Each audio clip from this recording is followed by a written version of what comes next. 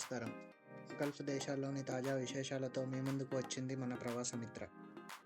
ఈరోజు ఫిబ్రవరి 25, 2026 బుధవారం. ఈరోజు ప్రధాన వార్తలు మరియు ఎన్ఆర్ఐలకు ఉపయోగపడే అప్డేట్స్ ఇప్పుడు చూద్దాం.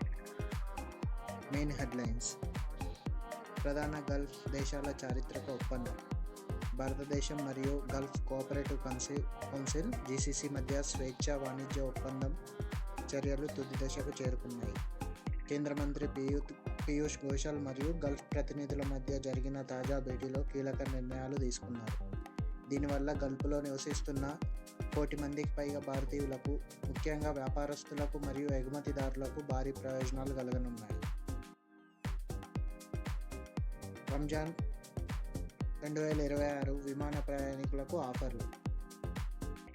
గల్ఫ్ దేశాల్లో రంజాన్ మాసం సందడి నెలకొంది. ఈ క్రమంలో ఎయిర్ అరేబియా విమానయాన సంస్థ ప్రయాణికుల కోసం అదిరిపోయే ఆఫర్ ప్రకటించింది.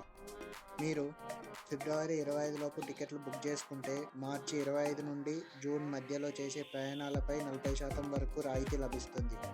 ప్రయాణికులు రమదాన్ అనే ప్రోమో కోడ్ను ఉపయోగించాలి. కువైట్ నేషనల్ డే వేడుకలు. ఈరోజు కువైట్ అంతటా జాతీయ దినోత్సవ వేడుకలు అత్యంత వైభవంగా జరుగుతున్నాయి.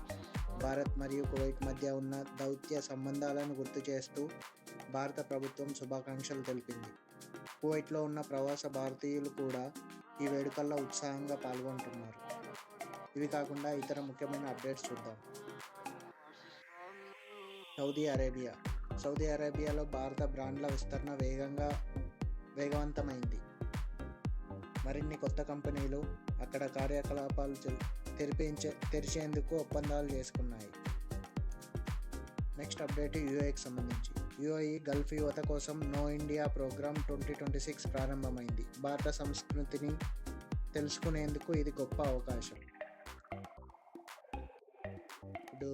Egypt visa. గల్ఫ్ నుండి ఈజిప్ట్ వెళ్లే వారి కోసం వీసా ఆన్ అరైవల్ ఫీజు మార్చి 1 నుండి $30 పెరగనుంది.